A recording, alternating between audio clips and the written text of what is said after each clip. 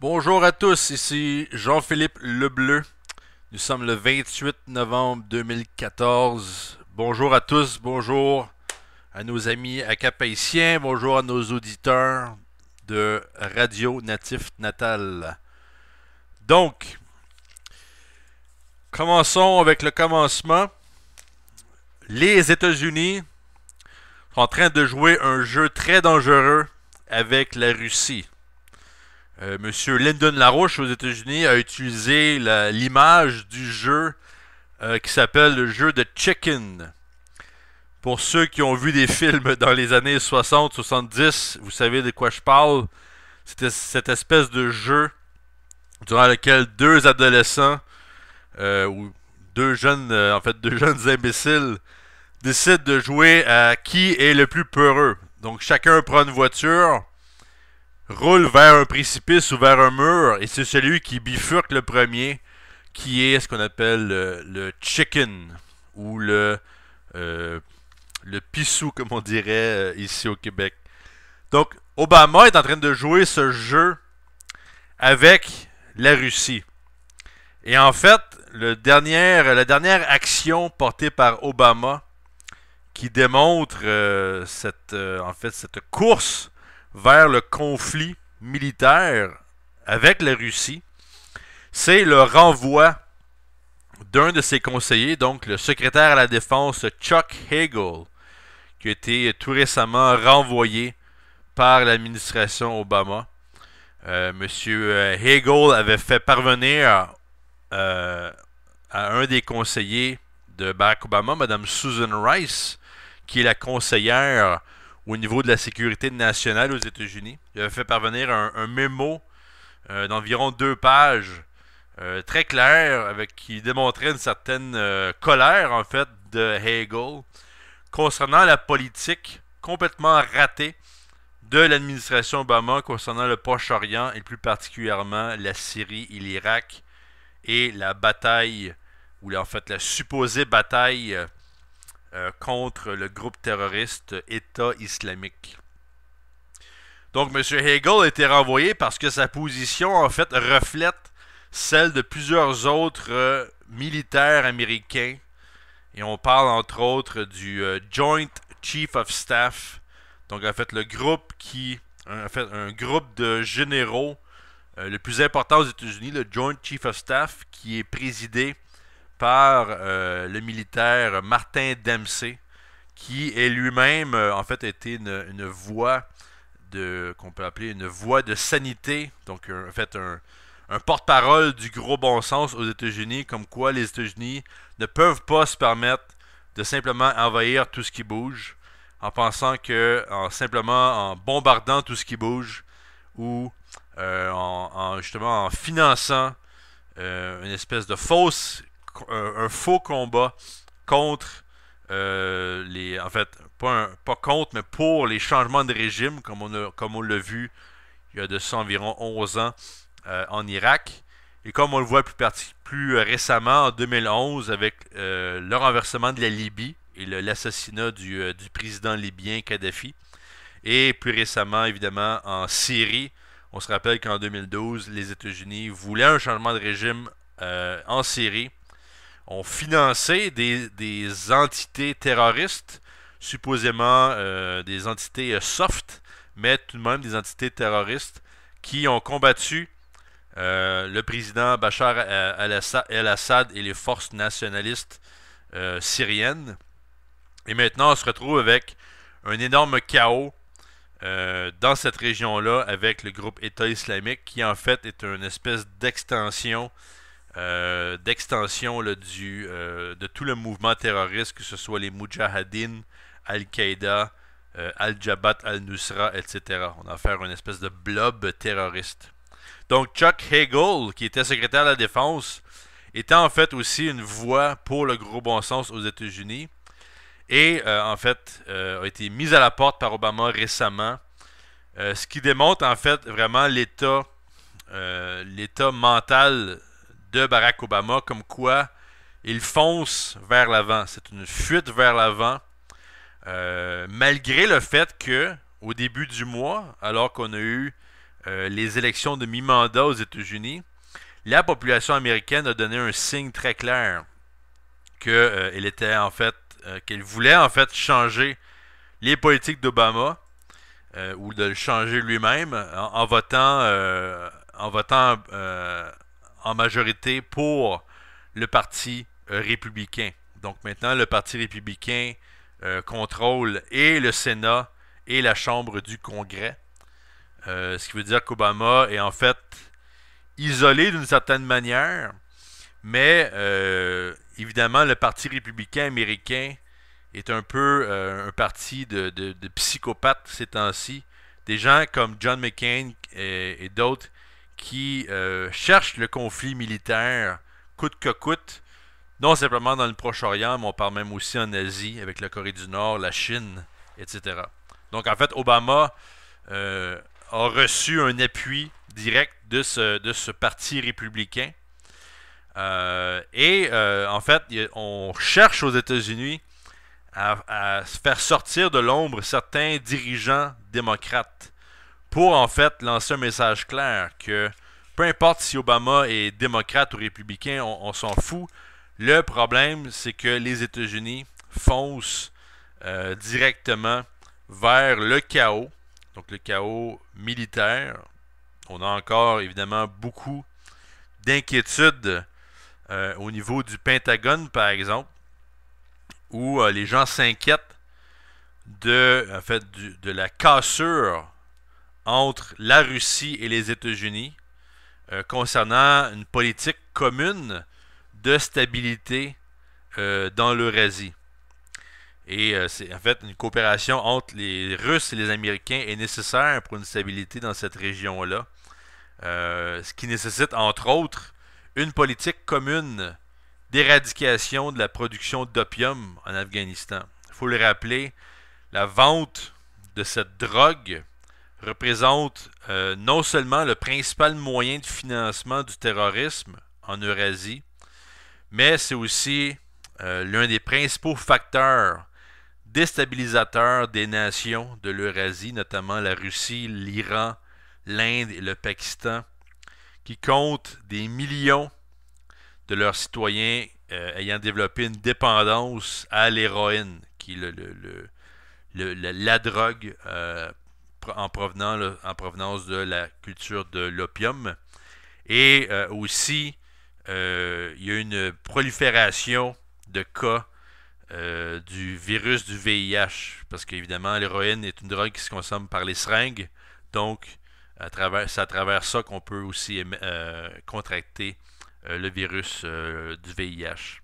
Et pour donner un exemple, en Russie, un pays où on compte 143 millions d'habitants, on parle d'environ 1 million de ces habitants-là qui ont le virus du VIH, donc qui sont positifs au virus du VIH.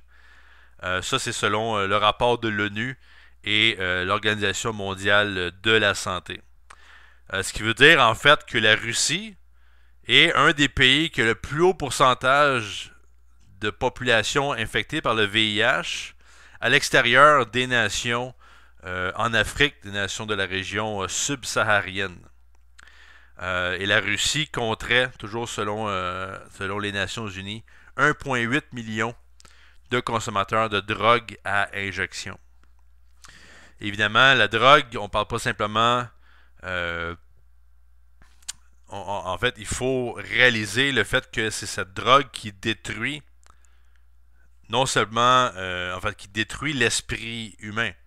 Donc, si on a une prolifération de drogue dans une région, on affecte vraiment le développement de ces nations-là, qui est à créer, en fait, une espèce de cauchemar social où la drogue prend le dessus. Et vraiment, on a une situation où, en fait, ça ressemble de plus en plus à un film de zombies, où la population, surtout les jeunes qui sont affectés par ça, se retrouvent, en fait, dans une situation où ils détruisent leur avenir, leur potentiel en tant qu'être humain à travers l'utilisation de drogues très très dures, dont l'héroïne. Donc Obama continue cette confrontation avec la Russie. Et évidemment, le point le point de tension actuel est la situation en Ukraine. C'est cette situation-là qui pourrait, selon toujours M. Larouche, déclencher une guerre nucléaire entre les États-Unis et la Russie, ce qui signifierait en bout de ligne un danger de potentielle extinction de l'espèce humaine. Parce que quand on va vers une guerre nucléaire, évidemment, il n'y a pas de sortie. C'est une guerre que personne ne peut gagner. Et on le voit depuis environ 2012 où la situation est que, en fait, des forces, non seulement, non pas vraiment en fait ukrainiennes, mais surtout des forces européennes, américaines et anglaises, donc de la Grande-Bretagne, forcent l'Ukraine à se séparer. On parle évidemment au niveau économique et au niveau économique, financier et autres, se séparer en fait de la Russie afin de joindre le monde des zombies de l'Union européenne. Et ça, je pense que c'est important de toujours le rappeler. Il faut se rappeler que, je crois que c'est bien en l'an 2012, où l'Ukraine, en fait, le gouvernement démocratiquement élu de l'Ukraine de ce moment-là, avec le président Yanukovych, avait pris la décision, en fait, de ne pas se joindre à l'Union européenne et plutôt, en fait, de poursuivre son engagement non seulement avec la Russie, mais avec les autres nations de l'Eurasie, notamment, évidemment, la Chine et l'Inde. Comme on en a parlé très souvent dans notre émission, les nations du BRICS, donc Russie, Inde, Chine, Afrique du Sud et le Brésil sont en train de mener une révolution totale au niveau de l'économie en remettant l'accent sur le développement scientifique, technologique, le développement des infrastructures, le développement du programme spatial, le développement énergétique, en fait des nations qui veulent un avenir. Et le gouvernement ukrainien a bel et bien vu, comme tout le monde devrait le voir, que ceux qui veulent un avenir doivent se joindre aux nations du BRICS, non pas se joindre à une Europe qui est en train en fait de piller sa propre population et de promouvoir, dans un but de garder une instabilité nationale, de promouvoir en fait des mouvements d'extrême droite et des mouvements justement qu'on voit en Ukraine maintenant, qui ont pris une partie du pouvoir et qui vont peut-être faire partie d'un gouvernement de coalition avec d'autres sections ultralibérales de l'Ukraine. Donc on parle par exemple du parti Svoboda ou du parti Pravi Sector en Ukraine, des gens qui qui s'associent directement avec des personnages historiques ukrainiens, notamment Stepan Bandera, qui était un collaborateur nazi durant les années 40 en Ukraine. Donc évidemment, la Russie voit d'un très mauvais œil cette croissance d'extrême droite en Ukraine, mais aussi, en fait, l'Ukraine avait décidé en 2012 de se joindre à une politique de développement, ce qui a fait flipper l'Europe et les États-Unis, qui ont poursuivi leur politique de révolution colorée.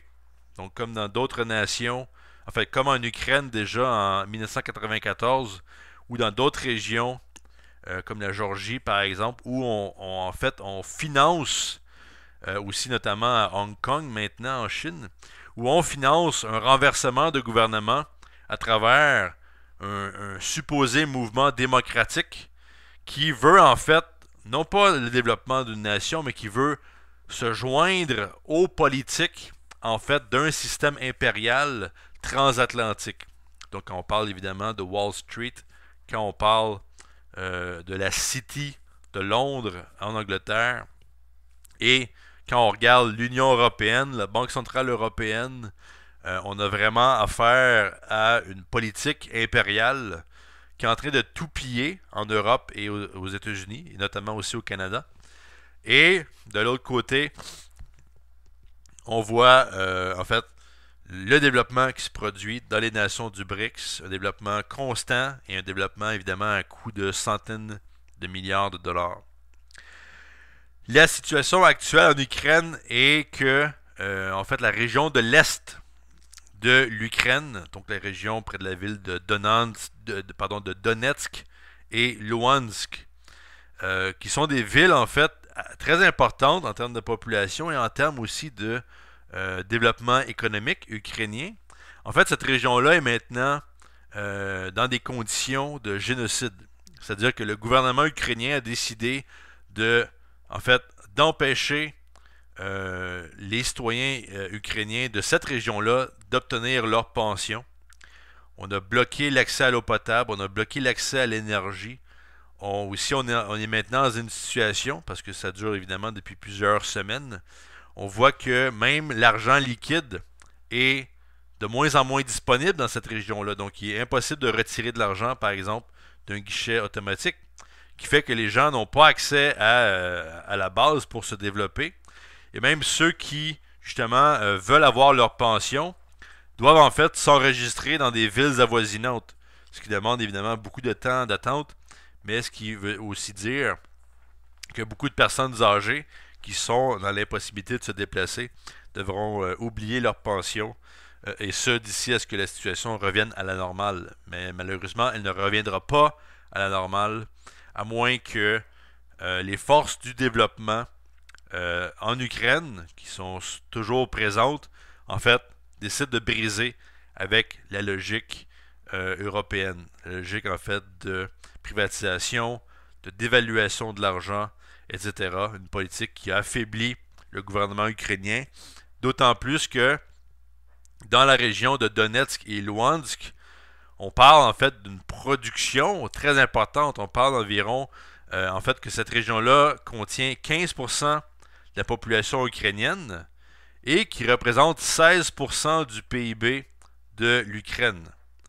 Mais, plus important encore, cette région-là représente 25% de la production industrielle et 27% des exportations ukrainiennes. Donc, vous avez un gouvernement ukrainien qui est en train de mener une guerre, parce que supposément cette région-là est appuyée par des forces russes, ce qui est encore à prouver. Donc, mène une guerre contre, en fait, une région qui produit le quart de la production industrielle et représente aussi le quart des exportations du pays. Donc, cette région-là qui produit beaucoup de machines, beaucoup de technologies, et certains d'entre vous pourraient vous demander, est-ce que l'Ukraine n'est pas en train justement de faire des échanges avec l'Europe? Oui, mais l'Europe se contente maintenant d'acheter des ressources naturelles à très bas prix.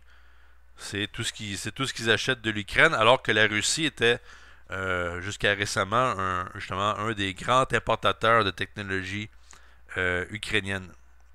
Donc déjà là, c'est une très grave situation pour l'Ukraine. L'Ukraine aussi qui va bientôt manquer de charbon pour l'hiver. Donc la production, pour donner une idée, la production énergétique en Ukraine, on parle de 40% vient du charbon et un autre 40% vient du nucléaire. Et le reste, on parle de gaz, on parle d'hydroélectricité, etc. Donc 40% de l'énergie dépend du charbon, ce qui est énorme. Donc si l'Ukraine n'est pas en position d'acheter ce charbon-là, bien évidemment, on se retrouve dans une situation où la crise va frapper durement l'Ukraine. Et c'est ce qui a amené, en fait, différents spécialistes, en fait, de la situation, en fait, des spécialistes on peut dire des spécialistes militaires, qui eux ont discuté, en fait, de la nécessité pour l'Ukraine en fait, d'avoir une entente le plus rapidement possible avec la Russie. Donc une entente évidemment pour stabiliser la situation, enrayer le danger de guerre, mais aussi avoir en fait une entente économique pour poursuivre les relations avec la Russie, qui est en fait le partenaire principal de l'Ukraine au niveau économique. Donc encore là, si on pense simplement à ce que l'OTAN essaie de faire dans cette région-là, on voit vraiment qu'il y a une espèce de folie militaire, de folie guerrière chez l'OTAN, et aussi dans le gouvernement ukrainien, évidemment, qui cherche à se joindre à l'OTAN et qui, comme on le disait tantôt, inclut des factions d'extrême droite qui sont en fait des factions anti-russes et qui veulent sortir de l'Ukraine les gens de nationalité russe ou les gens qui ont un background russe. Donc c'est très, en fait, c'est le fascisme comme on l'a vu dans les années avec Adolf Hitler ou Francisco Franco en Espagne, etc. Donc, de sortir de cette impasse, il faut une entente économique, évidemment une entente de principe, à savoir qu'est-ce qu'on fait là, pour la situation dans les régions de l'Est, comment on s'assure que les gens là-bas vont pouvoir bien vivre, plutôt que d'avoir une situation où en fait la région de l'Ukraine explose et qu'on a une recrudescence des mouvements de type néo-nazi, comme le représente le parti Svoboda et Pravi Sector. Donc ce dont je vous parle, c'est une analyse en fait d'un certain Samuel Sharap qui a écrit dans le 26 novembre dans le magazine Foreign Policy, qui est un magazine en général pro-guerre. Mais M. Sharap explique la nécessité et qu'il n'y a vraiment aucune autre option que en fait, d'amener l'Ukraine dans une entente de principe avec la Russie. Donc, quand on parlait tantôt de chicken, le jeu du chicken, en fait, c'est que vous avez une situation où l'Angleterre et les États-Unis, avec Barack Obama, poussent l'enjeu le plus loin possible. Donc, en fait, l'OTAN, qui est l'outil militaire de ces forces, en fait, de ces forces de l'Empire britannique, personnifié maintenant là, par l'Angleterre et les États-Unis sous le contrôle d'Obama. En fait, c'est cette idée de toujours pousser l'enveloppe le plus loin possible. Parce qu'il faut se rappeler, la Russie, dès 2012, en l'an 2012, les Russes avaient été très clairs sur leur position concernant l'interventionnisme américain et anglais dans la région du Proche-Orient, en Europe et plus récemment en Ukraine. C'est-à-dire que l'interventionnisme américain, anglais, ne date pas de hier. C'est quelque chose qu'on voit en fait surtout depuis de manière très accentuée là, depuis le 11 septembre 2001. Mais en 2012, le gouvernement russe avait justement fait un appel à la télévision nationale russe en disant si vous persistez à intervenir partout, si vous persistez à aussi implanter des systèmes de missiles des systèmes de défense antimissiles partout en Europe, vous ne donnez pas d'autre choix à la Russie que de se préparer à un potentiel conflit entre les États-Unis et la Russie, un conflit évidemment à caractère nucléaire.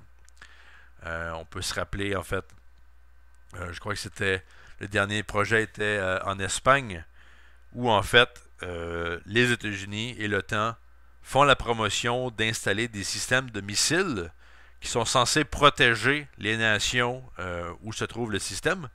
Cependant, les États-Unis n'ont jamais voulu signer d'accord comme quoi ils s'engageaient à ne pas attaquer la Russie. Donc, qu'est-ce que vous voulez que la Russie fasse dans une situation pareille? Évidemment, elle doit se protéger, elle doit planifier une protection. Et c'est la même chose en Ukraine, où en Ukraine, on voit en fait une intervention de l'extérieur, une intervention européenne en Ukraine pour créer un sentiment anti-russe et en fait de promouvoir un changement de régime en Ukraine et aussi de provoquer un conflit avec la Russie, que ce soit un conflit à travers les révolutions colorées ou carrément un conflit militaire.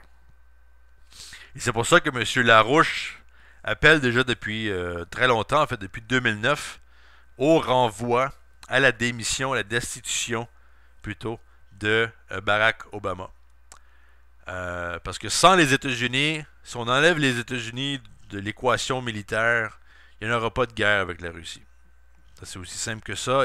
Personne en Angleterre ou en Allemagne ou en France ou en Italie, bien que ces pays-là parlent de conflit avec la Russie, ou au Canada évidemment, ce qui est très très clair, mais aucun de ces pays va se lancer dans un conflit avec la Russie sans les États-Unis, évidemment. Ce serait impossible. Donc, on soutire les États-Unis de cette équation-là, cette équation de pure folie guerrière. Et en fait, on ramène les États-Unis. Et là, il faut vraiment être clair. Oubliez là, toutes les histoires de démocrates versus républicains. Est-ce qu'on remplace Obama par un républicain? Qu'est-ce qu'on fait? Oubliez tout ça. Il faut revenir à une politique de principe. Les principes priment avant les partis. Et ça, c'est la même chose à travers le monde, que ce soit en Haïti, au Canada, peu importe.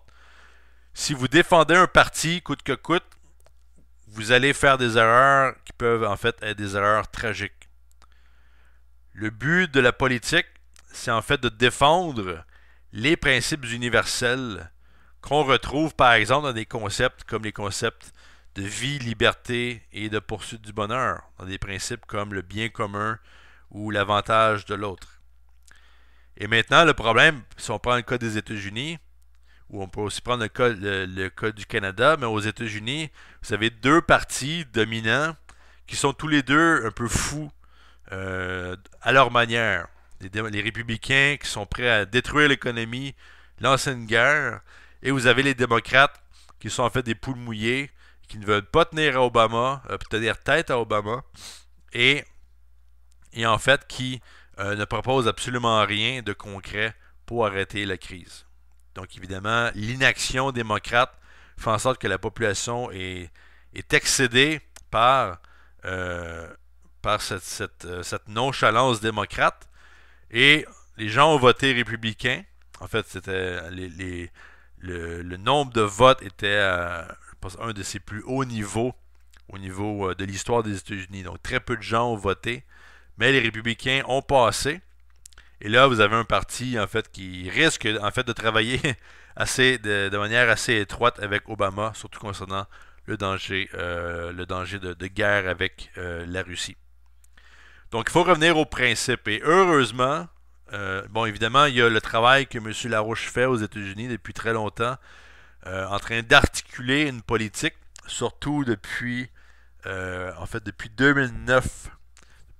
Depuis la région, la période 2008-2009 où le mouvement Larouche a mis de l'avant une politique de réorganisation bancaire appelée Glass-Steagall, qui est en fait le retour d'une ancienne politique économique de principe, donc qui avait été aussi adoptée par la France, le Canada et d'autres nations comme l'Allemagne aussi. Une politique qui visait, à l'époque de Franklin Roosevelt, donc du président Roosevelt dans les années début des années 30 jusqu'en 1945, une politique où en fait on force les institutions bancaires à faire l'une des deux choses, c'est-à-dire soit de se concentrer sur l'aspect commercial des banques, donc les comptes personnels, les investissements dans les infrastructures des différentes communautés, les investissements sociaux, etc. Et de l'autre côté, les banques d'investissement, en fait les banques qui aujourd'hui sont en train carrément de s'effondrer sous le poids des produits spéculatifs toxiques que ces banques-là ont engrangés.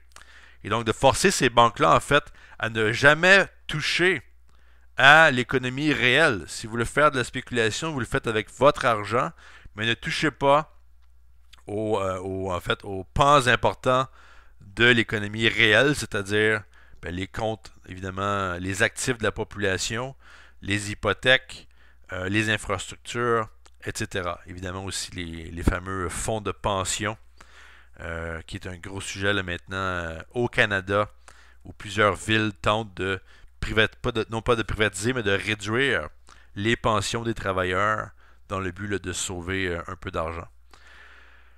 Donc, heureusement, on a des démocrates qui, avec M. Larouche, travaillent pour le Glass-Steagall et des gens qui ont récemment finalement décidé de critiquer Barack Obama. Et je pense que la première et la plus importante est la sénatrice Elizabeth Warren, qui, elle, en fait, a critiqué récemment le rôle d'Obama dans la poursuite ou dans la continuation de la détérioration économique aux États-Unis. et demande elle-même sa propre proposition au Sénat visant le retour de la loi Glass-Steagall. Et Mme Warren a aussi été la première là, à rejeter la nomination de Antonio Weiss, qui est qui était proposé là, pour secrétaire au Trésor de l'administration Obama. Et en fait, Antonio Weiss qui vient du consortium politique de la famille Lazare. Donc, si on veut parler de destruction nationale, de destruction économique, la famille Lazare est assez bonne là-dedans. Et évidemment, de mettre ce type-là au secrétaire au Trésor, c'est de la folie furieuse, c'est en fait une trahison américaine. Donc, Mme Warren attaque ce choix-là. Mais Obama est assez fou ces temps-ci. A fait beaucoup d'actions unitaires, donc a agi de manière unitaire sans l'apport du Congrès pour beaucoup de choses au niveau militaire, au niveau économique. Mais la nomination d'Antonio Weiss démontre en fait la direction de l'administration Obama vers un plus grand pillage de l'économie physique. Vous avez aussi eu l'ancien secrétaire au travail de Bill Clinton, un dénommé Robert Reich, qui lui a aussi commenté la défaite des démocrates comme étant une défaite de Barack Obama en particulier, et a proposé évidemment plusieurs solutions économiques, sociales, mais aussi dans tout ça, il a proposé le retour de la loi Glass-Steagall comme étant la première étape dans la réorganisation économique américaine, pour vraiment lancer un message clair que les dettes accumulées par les banques, les produits toxiques accumulés par les banques, n'est pas le problème du gouvernement. Le rôle du gouvernement est de protéger la population, non pas en finançant des banques, mais en fait en finançant le développement physique de l'économie. Et il faut le rappeler aussi, les États-Unis, contrairement à ce qui se dit un peu partout, n'est pas dans une reprise économique. Souvent, on entend toujours parler des statistiques un peu frauduleuses dans les médias, notamment l'espèce de croissance du PIB quasi inexistante. Aux États-Unis, on fait beaucoup ce jeu. En fait, on le fait aussi au Canada, notamment, où on tente de prouver que l'économie va mieux en jouant avec les statistiques. Et une des statistiques qu'on entend le plus souvent, c'est justement, en fait, quand les instances financières font des prévisions, et quand, en fait, leurs prévisions s'avèrent à la baisse par rapport à la réalité. Donc, on va vous dire, par exemple, que le PIB américain a augmenté de 0,3% et que c'est une très très bonne nouvelle parce que on prévoyait simplement une augmentation de 0,1% du PIB. Alors là, vous avez les économistes qui se gargarisent en disant que tout va bien, le chemin de la reprise est maintenant. Mais on oublie de vous dire que ce 0,3% de croissement du PIB est peut-être plutôt dû à en fait, l'argent de la drogue qui est maintenant blanchi dans les grandes banques américaines. Mais aussi, on oublie de vous dire qu'en Chine, ben, on parle de PIB, d'accroissement du PIB à chaque année d'environ 10%. Donc, si vous voulez parler d'une bonne direction, attendez au moins que le PIB monte de 5 à 6-7% avant de vous flatter dans le sens du poil quand le PIB augmente de 0,2% comparativement à vos prévisions, ce qui est un peu ridicule. Et ça vaut la peine aussi de noter que, en fait, les deux faits, je pense, assez importants.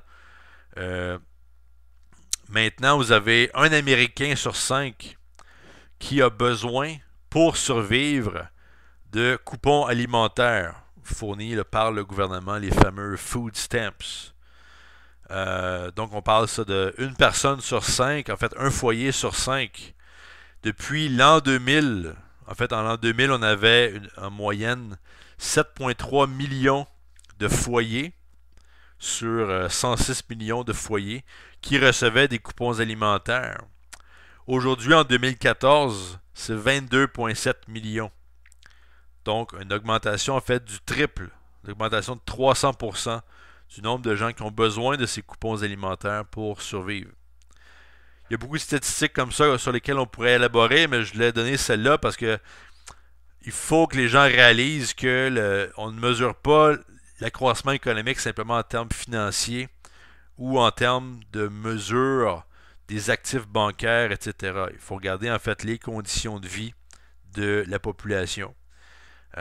Aussi, on pourrait regarder par exemple, comparativement toujours aux nations du BRICS, que le pourcentage d'investissement dans la recherche et le développement aux États-Unis est à son plus bas depuis 1956. Alors que dans les nations du BRICS, on parle déjà d'aller sur la planète Mars, de développer la fusion nucléaire. Donc on est en avance de 2 ou 3 générations comparativement à ce qui se passe dans la zone transatlantique, plus particulièrement aux États-Unis. Mais si on regarde par exemple en Europe, et on regarde la Grèce dont on parle en fait depuis au moins 2012, qui est vraiment dans une situation horrible au niveau économique. Récemment, l'Organisation mondiale du travail, l'Organisation internationale du travail a produit un rapport qui était évidemment très critique des politiques qui ont été forcées sur le gouvernement grec par la Commission européenne, la Banque centrale, l'Union européenne et aussi le Fonds monétaire international. Donc on parle en fait que 70% des 1,3 million de chômeurs en Grèce est en fait un chômeur depuis plus d'1 an et que la pauvreté a monté en fait à partir de 20% en 2008 et maintenant représente 44% de cette population-là en 2013.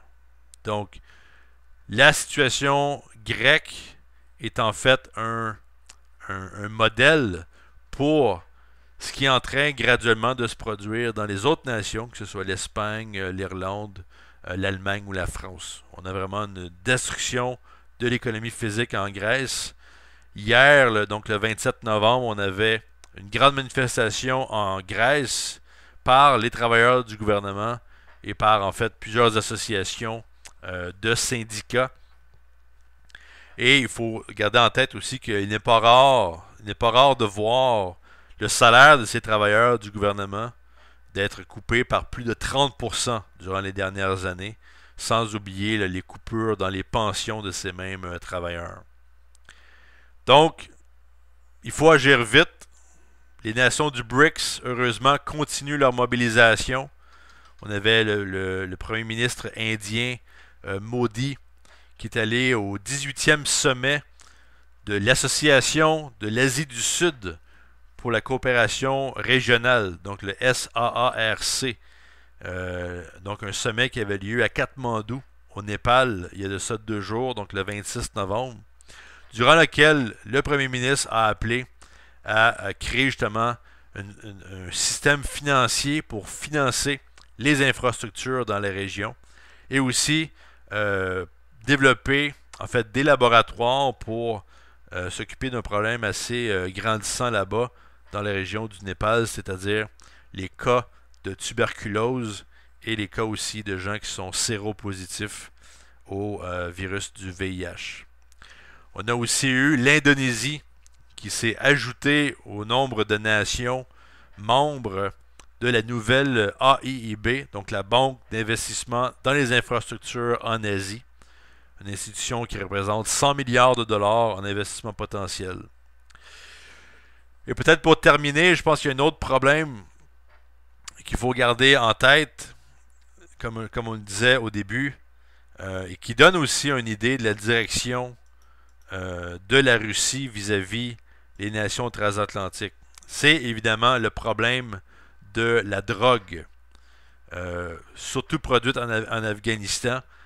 Si on regarde depuis 2001 qui était l'année de l'intervention américaine et anglaise et canadienne aussi en Afghanistan, depuis 2001, donc en l'espace de 13 ans, la production de drogue en Afghanistan a monté de plus de 4000%.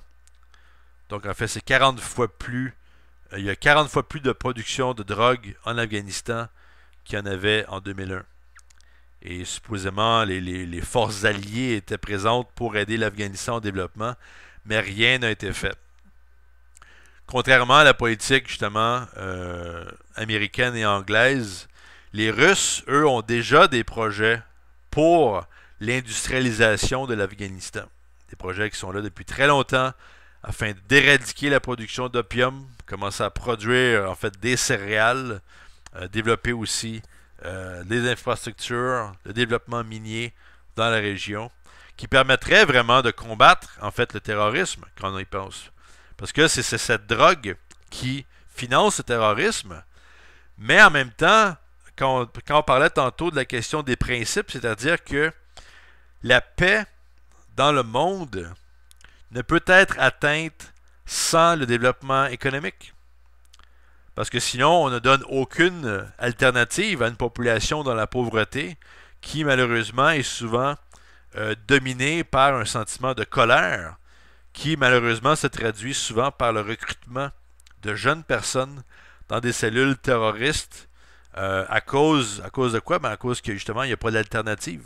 Si les gens veulent survivre ou les gens pensent commettre une bonne action en joignant ces groupes qui sont supposément anti-États-Unis et tout ça, en fait, alors que c'est le contraire, c'est carrément maintenant des marionnettes de la déstabilisation militaire dans le Proche-Orient et dans l'Eurasie en général. Donc il faut cet aspect de développement économique. Pourquoi? Ben, qu'est-ce qu'il y a de plus universel que le développement économique? Quand on parle de développement énergétique, quand on parle de chemin de fer à haute vitesse, quand on parle de développement scientifique, de guérir certaines maladies, de développer des vaccins, par exemple, contre le virus de l'Ebola, tout ça sont sont causés par le développement de la créativité humaine à l'échelle internationale. Que ce soit dans les pays africains ou les pays nord-américains, peu importe la différence culturelle, il y a un principe universel humain qui est cette créativité humaine-là. Et c'est ça qu'il faut stimuler pour en fait résoudre le problème. Et c'est ça que les nations du BRICS sont en train de stimuler à travers le financement de grands projets d'infrastructure, avec le développement de la politique spatiale, la recherche du développement de la fusion nucléaire, qui va vraiment demander un effort titanesque à l'échelle internationale.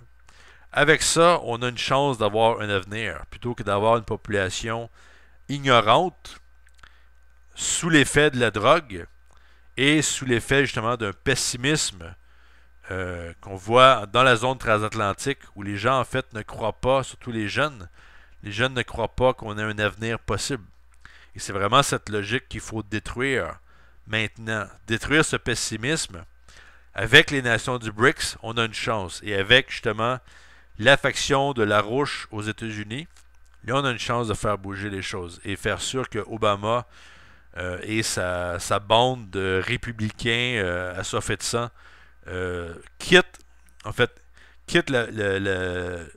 l'image politique américaine, quittent la scène politique américaine et laissent place aux patriotes qui, eux, se préoccupent des principes et les principes, en fait, de la Constitution américaine qui inclut justement ces principes universels de vie, liberté et de poursuite du bonheur.